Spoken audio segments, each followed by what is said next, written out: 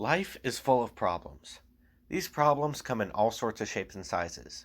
You could lose your keys, crash your car, or lose a loved one. Usually, when we're faced with a problem, we look for ways to solve them with what we have. If we don't have what we need to solve the problem, we freak out. Because there are so many problems that could happen, it is inevitable that we will face problems that we can't solve. As a result, it's easy to be scared of what the future may hold. We often forget to consider the fact that God is looking out for us, and He has a plan for us.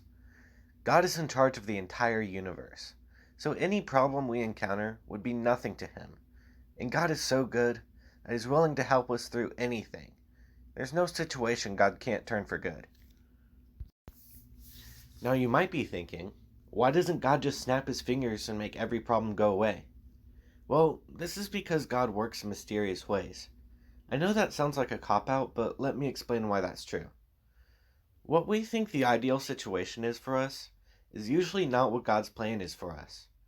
Our minds are microscopic compared to God's, so the plan God has for us is so much better than what we think it should be.